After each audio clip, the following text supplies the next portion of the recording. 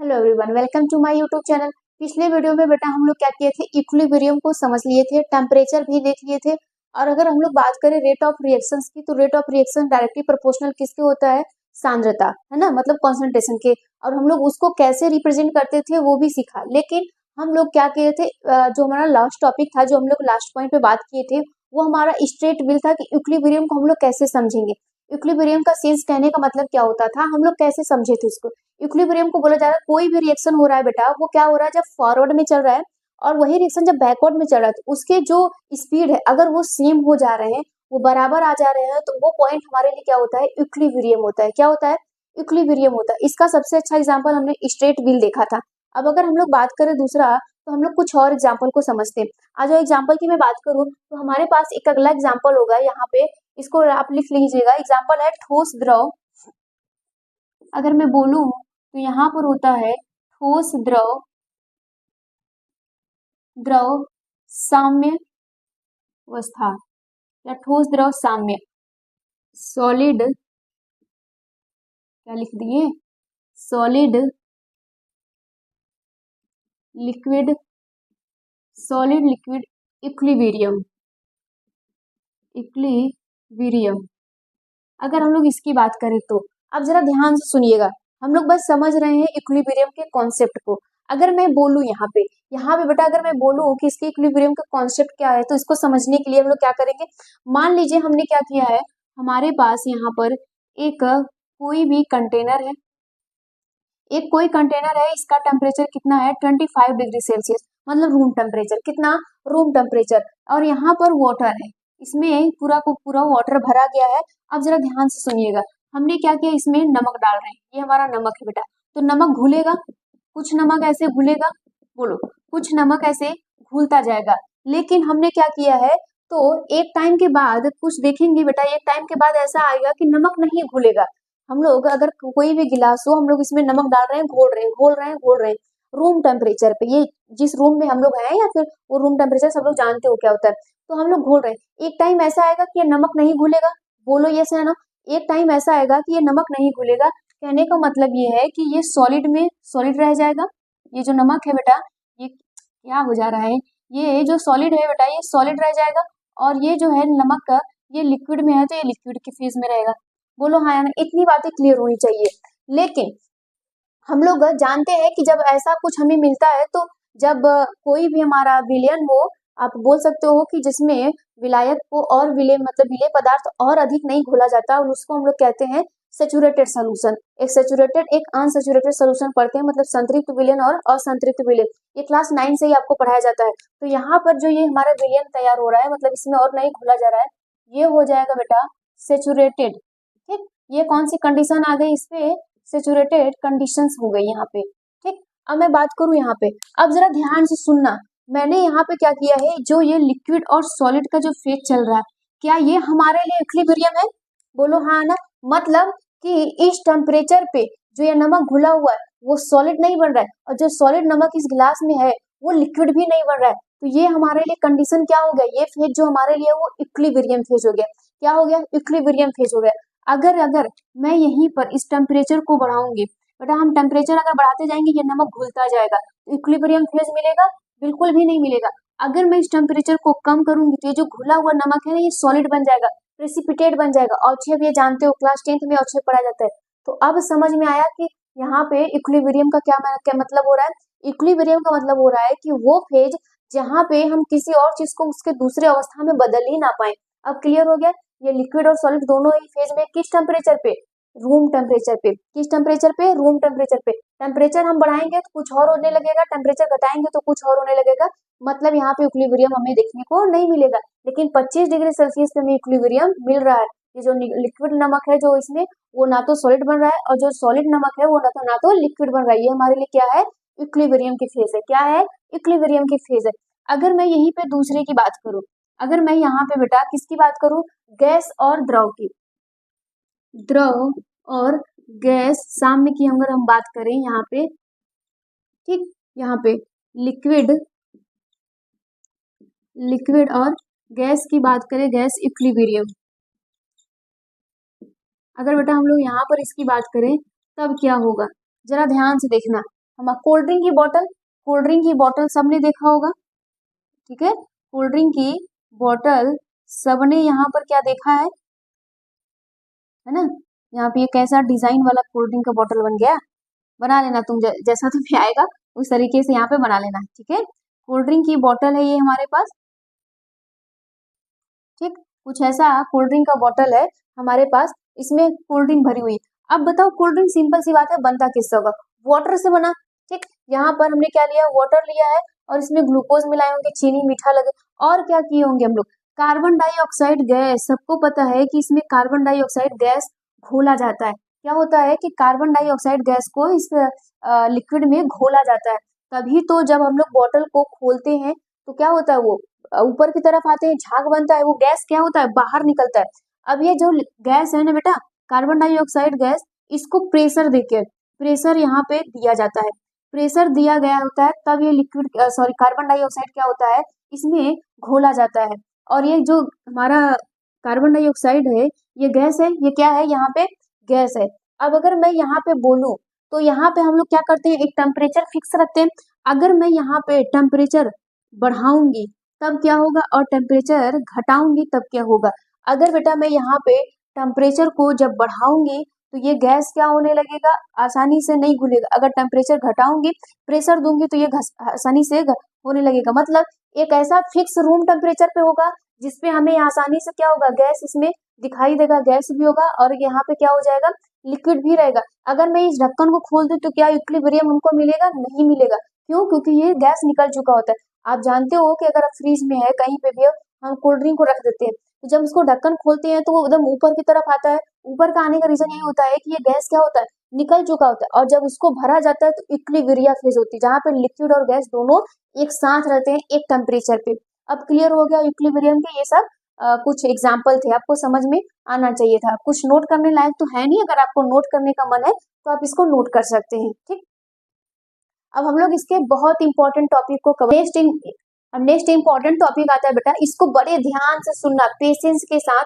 तो हेडिंग क्या बनाना, साम्य साम्य संतुलन, साम्य संतुलन, साम्य संतुलन का नियम। इसी को हम लोग कहते हैं स्थिरांक नियम। क्या कहते हैं, साम्य स्थिरांक कहते हैं, साम्य स्थिरांक कहते हैं। अब इसको जरा ध्यान से देखना, हमारे पास एक रिएक्शन होता था, आ जाओ समझते हैं। हमारे पास बेटा एक रिएक्शन होता है, इसके पहले ये सारी चीजें हम लोग पिछले वीडियो में कवर कर चुके हैं, जहाँ पे रेट ऑफ रिएक्शंस पढ़ रहे थे। हमारे पास एक ऐसा रिएक्शन होता है जहाँ से क्या होता है, ए और बी होता है और ये प्रोडक्ट बनाता है सी और डी, और यही क्या होता है, फिर से वो वापस चला जाता है। इसी को तो हम लोग इक्विलिब्रियम समझ रहे थे। इक्विलिब्रियम का क्या मतलब हो रहा था, जहाँ पे rate of forward reaction, rate of backward reaction दोनों आपस में इक्वल हो जाते थे, उसी को हम लोग कहते थे। अब यहाँ पर हम लोगों ने क्या देखा था कि यहाँ पर रेट ऑफ रिएक्शन किसके डायरेक्टली प्रोपोर्शनल होता है, कंसंट्रेशन, सांद्रता के डायरेक्टली प्रोपोर्शनल होता है। ये हम लोग पढ़ चुके थे। और हम लोग ये भी जाने थे कि जो होता है बेटा यहाँ पे दर जो होता है, अगर मैं यहाँ पे दर को बोलूं तो दर को हम लोग रेट कहते हैं, और ये रेट हम लोग फॉरवर्ड मान ले, जब इधर से इधर चल रहा होगा, फॉरवर्ड का मतलब ए बी और सी डी में जब बदल रहा होगा तो ये डायरेक्टली प्रोपोर्शनल हो रहा था, इसको हम लोग ब्रैकेट में लिखते थे, ठीक। सांद्रता को तो ये किस में हो जा रहा है बेटा, यहाँ पर क्या हो जाएगा, ए फॉरवर्ड चल रहा है, कौन चल रहा है, ए और बी चल रहा है, तो इसमें ए और बी हो गया। अगर मैं यहीं पे बोलूं, अगर मैं यहीं पे बोलूं तो क्या हम लोग इसको बैकवर्ड के लिए भी लिख सकते हैं। बैकवर्ड के लिए कौन जाएगा, सी और डी आएगा, तो यहाँ पे डायरेक्टली प्रोपोर्शनल क्या हो जाएगा, सी और डी हो जाएगा, सी और डी हो जाएगा। यहाँ पे हम लोग जानते हैं कि एक यहाँ पे डायरेक्टली प्रोपोर्शनल को हटाने के लिए कोई भी कांस्टेंट लाते हैं, स्थिरांक लाते हैं, तो यहाँ पर हम लोग क्या लिख देंगे, दर एफ बराबर क्या हो जाएगा, के हो जाएगा। और यहाँ पे जो चीजें हैं ये तो सांद्रता ऐसे ही लिखी जाएगी, तो इसको हम लोग समीकरण 1 मान ले। और यहीं पे सेम चीज ये भी होगा, ठीक। यहाँ पे ये बैकवर्ड के लिए तो बराबर कर दीजिए, के एक कांस्टेंट हो गया, सी और डी हो गया, क्या हो गया, सी और डी हो गया, इसको समीकरण 2 मान लिया। अब क्लियर है, यहाँ तक कोई दिक्कत नहीं है। अब जरा ध्यान से सुनना कि आगे की कहानी में क्या हुआ होगा। आगे ये बोला जाएगा बेटा, ये सारी चीजें देखो हम लोग यहाँ पे पढ़े। अगर मैं बोलूँ यहाँ पे जो साम्य अवस्था में आएगा, अगर मैं यहाँ पे साम्य अवस्था कब आएगी, देखो साम्य अवस्था के लिए कब होगा, हम लोग जानते थे कि साम्य, लिख लो अच्छा, साम्य अवस्था में अगर मैं बोलूं साम्य अवस्था कब होगा हमारे लिए, तो हम यही बोलेंगे ना बेटा, जब हमारा रेट ऑफ फॉरवर्ड रिएक्शन और रेट ऑफ बैकवर्ड रिएक्शन आपस में बराबर हो जाए। हाँ या ना, ये हमारे लिए साम्य अवस्था होगा। ये क्या होगा हमारे लिए, साम्य अवस्था हो जाएगा। तो क्या हम यहाँ पर कुछ इस प्रकार से इस रिएक्शंस को नहीं लिख सकते, क्या हम इस प्रकार से रिएक्शन को नहीं लिख सकते, यहाँ पे के एफ हो जाता है ना, यहाँ पे हम लोग बोल सकते हैं बेटा, यहाँ पे जो के एफ सॉरी के यहाँ पे एफ कर सकते हो, के भी कर सकते हो, बोलो तो यहाँ पे क्या हो जाएगा, के एफ हो गया फॉरवर्ड के लिए। फॉरवर्ड में क्या है यहाँ पे, फॉरवर्ड में कौन है हमारा, ए है और बी है, और बैकवर्ड में कौन है, बैकवर्ड में आप लिख सकते हो के बी इज इक्वल टू कौन है, सॉरी के बी के लिए कौन है, सी और बी है, सॉरी सी और डी है। ये हमारा क्या हो गया, एक साम्य अवस्था में हमें कुछ इस प्रकार से ये देखने को मिलेंगे, साम्य अवस्था में ये हमें कुछ इस प्रकार से दिखाई देंगे। अब आ जाओ आगे की कहानी समझते हैं। अगर मैं इसको बोलूं तो हम लोग ये जानते हैं कि रेट ऑफ रिएक्शंस में या स्थिरांक हम लोग किसको कहते हैं, तो आप ये जानते थे, हम लोग ये लिखते थे। अगर आपको याद होगा तो पिछले वीडियो में अगर हमें इस रिएक्शंस को लिखना होता था तो स्कूल में भी बताया जाता है के इज इक्वल टू होता है सी डी, कंसंट्रेशन जो होता है वो यहाँ पर ए और बी के होता है, क्या होता है, ए बी के। मतलब ये बोला जाता है कि यहाँ पे स्थिरांक जो होता है, क्या बोलोगे कि यहाँ पे उत्पाद, मतलब आप बोल सकते हो कि यहाँ पे प्रोडक्ट का जो कंसंट्रेशन है, और यहाँ पे क्या बोल सकते हो, जो रिएक्टेंट का कंसंट्रेशन उनके अनुपात होता है, क्या होता है, उनके अनुपात में होता है। आ जाओ आगे देखते हैं। अगर मैं इसको कुछ इस प्रकार से नहीं लिख सकती हूँ तो हम लोग क्या के एफ बटे के भी कर सकते हैं। अब आप जानते हो कि ये क्या होता है, तो यहाँ पर हम लोग क्या करेंगे, के एफ में फॉरवर्ड में कौन जा रहा है, यहाँ पे फॉरवर्ड में कौन जा रहा है, तो आप बोलोगे कि फॉरवर्ड सी और डी में जा रहा है, सी और डी में जा रहा है। यहाँ तक चीजें क्लियर हो रही है कि नहीं, बोलो हाँ या ना, सी और डी में जा रहा है। देखो क्या हो जा रहा है यहाँ पे बेटा, सी और डी में जा रहा है फॉरवर्ड में, ठीक, ये हो गया। और बैकवर्ड में कौन जा रहा था, बैकवर्ड में धरा है हमारे पास, तो ए और बी हो गया। क्या यहाँ तक आपको कोई समस्या है, यहाँ तक कोई भी दिक्कत नहीं होनी चाहिए। और अगर मैं बोलूँ यहाँ पे, हम क्या इसको किसी और प्रकार से नहीं लिख सकते, बिल्कुल इसको हम एक दूसरे प्रकार से भी लिख सकते हैं। तो वो किस प्रकार से होगा, आप इसको चाहो तो डायरेक्ट के हिसाब से लिख सकते हैं, जैसे यहाँ पर हम लोगों ने लिखा है, तो इसको हम लोग के इज इक्वल टू सी, जैसे स्कूल में हम लोगों को बताया गया होगा आप लोगों को, ठीक, यहाँ पर कुछ इस प्रकार से हम लोग इसको लिख सकते हैं। कोई दिक्कत, यहाँ तक कोई दिक्कत नहीं होनी चाहिए, सब लिखा हुआ चीजें, ये सब पिछले वीडियो में हम लोग देख चुके थे। अब इसके बाद अगर मैं बोलूँ यहाँ पर, अगर मैं कोई भी और रिएक्शंस लूँ, जैसे अगर हमारे पास एग्जाम्पल के तौर पे समझिए, हमारे पास कोई रिएक्शंस है और उसके कुछ गुणांक आ जाए, जैसे यहाँ पे 2a आ जाए, क्या आ जाए बेटा, 2a प्लस बी, और यहाँ पे c 3d हो जाए, तब हम लोग क्या करेंगे, तब हमारे पास कैसा होगा। अगर मैं आपसे ऐसा कुछ बोलती हूँ, तो हम लोग पिछले ही देखे थे कि अगर कोई गुणांक आता था तो उसके पावर में चला जाता है, उसके सांद्रता के पावर में वो चला जाता है। अगर यहाँ पर अगर हमको इसको लिखना होगा तो हम लोग कैसे लिखेंगे, तो यहाँ पर क्या हो जाएगा, के सी इज इक्वल टू, यहाँ पे सी हो जाएगा और यहाँ पे डी हो जाएगा, डी के पावर में 3 हो जाएगा। अब यहाँ पर अगर हम लिखेंगे तो ए हो जाएगा, इसके पावर में 2 हो जाएगा, और ये बी हो जाएगा। बोलो हाँ या ना, यहाँ तक कोई आपत्ति नहीं होनी चाहिए, यहाँ तक बेटा कोई भी आपको आपत्ति नहीं होनी चाहिए, कोई दिक्कत। अगर यहीं पर आपको कुछ और बोला जाए तो, अगर मैं यहाँ पे अमोनिया दे दूं, फॉर एग्जाम्पल के लिए हमने H2 लिया और N2 लिया और ये बनाया कितना, अमोनिया बना दिया, ये क्या बनाया यहाँ पे 2NH3, ठीक, आपको पता है कि यहाँ पे 3 लग जाएगा। अगर मैं इसके लिए बोलूँ के, अगर मैं यहाँ पे के बोलूँ तो आप क्या लिखते हो, के इज इक्वल टू लिखोगे क्या, प्रोडक्ट में कौन है आपके, अमोनिया है ना, तो यहाँ पे NH3 कर दोगे और इसके पावर में क्या है 2 हो जाएगा, बटे में कौन आ जाएगा यहाँ पे H, ठीक, यहाँ पे H2 आ जाएगा, कितना है उसका गुणांक 3 है, और अगर N2 की बात करूँ बेटा तो यहाँ पे कुछ नहीं है। तो इस प्रकार से हम लोग लिखते हैं। देखो यहाँ तो कोई दिक्कत नहीं होनी चाहिए। अगर आपको न्यूमेरिकल में कोई भी डाउट होगा तो आप बताएंगे, लेकिन यहाँ अगर सीख लेंगे ना तो न्यूमेरिकल यहीं से आसान बन जाएगा। अगर ये सारी चीजें आपको याद हो रही हो तो इतना नोट करिए। इसके आगे चलते हम लोग, आ जाओ बेटा आगे समझते हैं हम लोग। आगे के लिए हम लोग कोई और एग्जाम्पल लेते हैं। एक हमारे पास एग्जाम्पल है, इसको देखते हैं हम लोग। यहाँ पे जितना सीखना है उतना सीखो, क्योंकि जब यहाँ पे चीजें सीख लोगे तो न्यूमेरिकल फटाफट बना लोगे। यहाँ पे चीजों को कॉन्सेप्ट वाइज कॉन्सेप्ट समझो कि लिखा कैसे जाएगा, कैसे हम लोग किसको बना सकते हैं। तो अगर मान लीजिए यहाँ पर एग्जाम्पल दिया है आपके पास, यहाँ पे बेटा 2a है प्लस b है और ये रिवर्सिबल रिएक्शन चल रहा है, आपको पता है। तो यहाँ पे c हो गया, यहाँ पे 3d हो गया। कुछ इस प्रकार से हमारे पास एक इक्वेशन है। हम लोग कैसे लिखेंगे, बोलो कैसे लिखेंगे। तो k हो गया, ठीक। हम लोग बेटा यहाँ पे kc से भी कभी कभी इसको प्रेजेंट करते हैं, kc से। जो kc होता है ना वो कब होता है, जब आपको बोल सकते हो साम्य स्थिरांक जब लिखना है। यहाँ पे kc कब लिखेंगे, kc साम्य स्थिरांक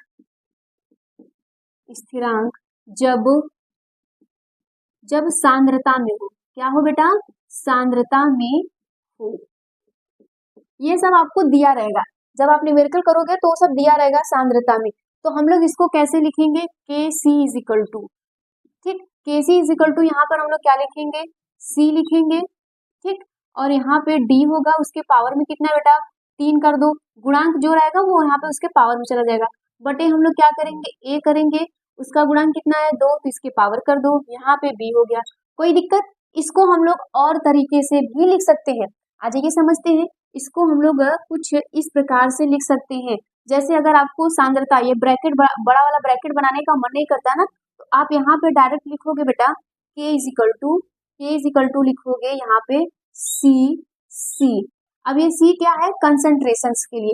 ये जो C है ना ये कंसंट्रेशन के लिए होता है। तो यहाँ पर भी हम लोग क्या करेंगे, गुणे C और D। जो ये बड़ा वाला C है वो कंसंट्रेशन की बता रहे हैं, मतलब कि सांद्रता के लिए हम लोग ऐसे ही बड़े वाले ब्रैकेट को बना रहे थे ना। अब यहाँ पर हम लोग क्या करेंगे, अब इसके पावर में 3 है तो यहाँ पे 3 कर दीजिए, कोई दिक्कत नहीं। अब ये C करिए, A करिए, अब देखिए इसके पावर में कितना है 2, कर दीजिए, गुणे कर दीजिए, C करिए और B करिए, इसके पावर में कुछ नहीं तो छोड़ दीजिए। ये होता है दूसरा लिखने का तरीका। ये क्या होता है, यहाँ पे दूसरा तरीका होता है लिखने के लिए। कोई आपत्ति नहीं है ना, यहाँ पे कुछ भी दिक्कत हो तो प्लीज बोलिएगा, यहाँ पे कोई दिक्कत नहीं होना चाहिए। इस प्रकार से लिखा जाता है। अगर मैं यहीं पे दूसरा एग्जाम्पल लूँ, अगर बेटा मैं यहाँ पे एक दूसरा एग्जाम्पल लेती हूँ, दूसरे एग्जाम्पल में देखो हम लोग कुछ और नया सीखते हैं। जैसे ही हम लोग दूसरा एग्जाम्पल लेंगे तो हमारे पास एक दूसरा एग्जाम्पल होता है। यहाँ पे दूसरा एग्जाम्पल ये हो जाता है कि जब हमारे पास दाब कुछ अलग हो, जैसे यही एग्जाम्पल को समझो, 2a हो जाए b, अब ये परिवर्तित हो रहा है जैसे है वैसे में से, और 3d में। तो अब यहाँ पे कैसे लिखेंगे, तो एक होता है बेटा kp, kc और kp वर्ड दोनों याद रखिएगा। ये तब के लिए होता है, साम्य लिख लेना, साम्य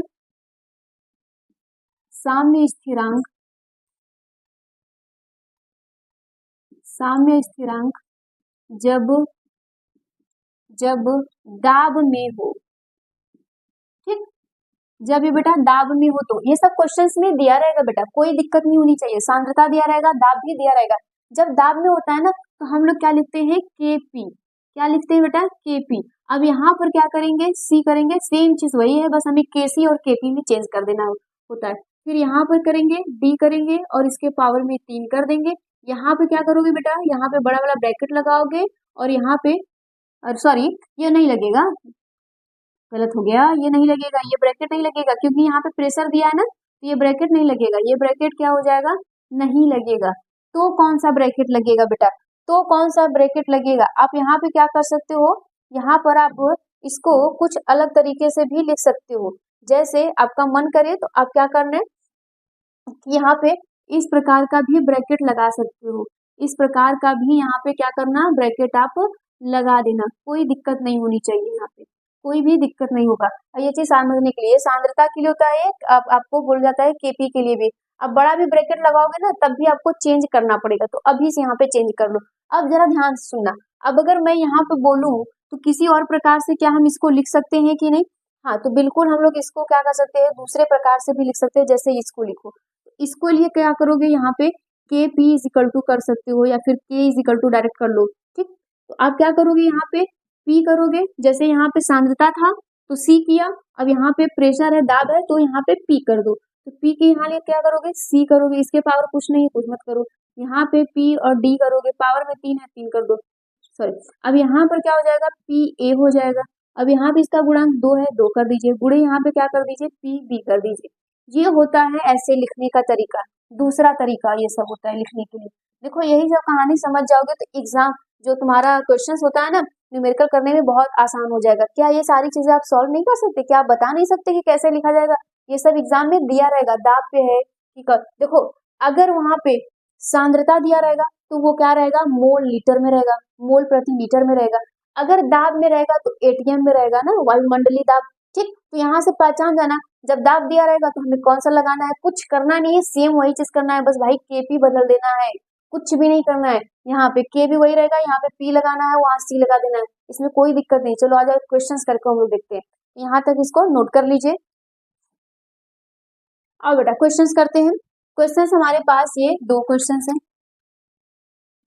ठीक, एक क्वेश्चन है PCl5, ठीक है, ये कन्वर्ट हो रहा है बेटा PCl3 में और Cl2 में, ये हमारे पास क्वेश्चन है। एक क्वेश्चन है हमारे पास, ठीक, ये अमोनिया है, या फिर अमोनिया नाइट्रोजन से बनाओ, आ जाओ हम लोग नाइट्रोजन से बनाते हैं। ये हमने नाइट्रोजन लिया, ये हमने यहाँ पर हाइड्रोजन लिया, और क्या बना दिया, यहाँ पे अमोनिया बना दिए। ठीक, अब यहाँ पे सबके वैल्यू दिए रहेंगे, यहाँ पे क्या किया रहेगा, सबका वैल्यू दिया, इसका है 2.4 मोल। ठीक, यहाँ पे ये किसका क्या है, यहाँ पे 2.4 मोल लीटर इनवर्स हो रहा है। अब अगर मैं यहाँ पे बोलूँ तो इसका दिया है 3.6 मोल लीटर इनवर्स, और अगर मैं इसका बोलूँ तो यहाँ पे दिया है 4.8। आ जाओ इसको सॉल्व करते हैं। जब इसने मोल दे दिया तो इसका मतलब ये है कि उसने सांद्रता दिया है, तो फॉर्मूला कौन सा लगेगा, केसी का लगेगा। क्या लगेगा, केसी का लगेगा। तो आपको पता ही है ना कि क्या करना है हमें, यहाँ पे जो जैसा है उसको वैसे कर देना है, जो जैसा है बेटा उसको वैसे कर देना है। अब यहाँ पर ये PCl5 हो जाएगा, PCl5 हो जाएगा। सांद्रता के लिए बड़ा बड़ा ब्रैकेट लगाएंगे। अब सबकी वैल्यू रख दो, यहाँ PCl की वैल्यू कितनी है, 3.6 है, ठीक है, 3.6 हो गया यहाँ पर। और अगर मैं बोलूँ वहां पे तो उसकी वैल्यू कितनी है, 4.8 हो गया। और अगर मैं इसकी वैल्यू बोलूँ तो यहाँ पे कितना हो जाएगा, 2.4 हो जाएगा। क्या अब आप सॉल्व नहीं कर सकते? हाँ बिल्कुल सॉल्व कर लेते हो बेटा। अब अगर मैं यहाँ पे बोलूँ तो सबकी वैल्यू दी रही होगी, ठीक है, यहाँ पे ये सबकी वैल्यू दी रही है। यहाँ पे इसका है 2 एटीएम, 6 एटीएम, हम वैल्यू अपने से मान रहे हैं, एग्जाम में सब दिया रहेगा। और यहाँ पे हमने कर दिया 4 एटीएम, ये दिया रहेगा, दाब दिया रहेगा। तो जब दाब दिया है तो बताओ हमको कौन सा, बताओ हमें कौन सा फॉर्मूला लगाना पड़ेगा, केपी का। केपी सेम चीज वही बोलता था, यहाँ पे कर दो अमोनिया। ठीक, यहाँ पे बेटा अमोनिया कर दो, या फिर तुम नहीं कर सकते तो चलो ये ब्रैकेट नहीं लगाओगे कोई दिक्कत नहीं, ये कर दो। ठीक, अब यहाँ पर क्या करोगे, यहाँ पर क्या करोगे, N2 कर दोगे, और यहाँ पे क्या करोगे, H2 कर दोगे। लेकिन H2 है कितना, 3 है पावर में। अब क्या करना है, अब केपी, हाँ केपी क्या करना है, वैल्यू सबका रखो। तो यहाँ पे क्या आ जाएगा, 4 है ना, कुछ इस प्रकार से। और यहाँ पे कितना है, 2 है, यहाँ पे 2 है, और दूसरे वाले में कितना है, 6, पावर 3 हो जाएगा। अब तुम निकाल नहीं सकते हो, तुम निकाल नहीं सकते, मात्रक लिख सकते हो। जैसे तुम्हारी ये जो वैल्यू आएगी वो एटीएम में आएगी, और यहाँ पे जो वैल्यू आएगी वो मोल लीटर इनवर्स में आ जाएगी। ठीक, ये सॉल्व कर लीजिएगा, प्लीज आंसर हमको जरूर बताइएगा। देखो इसी प्रकार से क्वेश्चंस आपसे दिए रहेंगे, घबराना मत, क्वेश्चन में सब कुछ दिया रहेगा। ठीक, तो आज के लिए इतना ही रहने देते हैं। नेक्स्ट वीडियो में हम लोग पढ़ेंगे बेटा केपी, सॉरी केसी और केपी में रिलेशंस क्या है, केपी और केसी में रिलेशंस क्या है, इसके बारे में पढ़ेंगे। आज के लिए इतना रहने देते हैं, थैंक यू।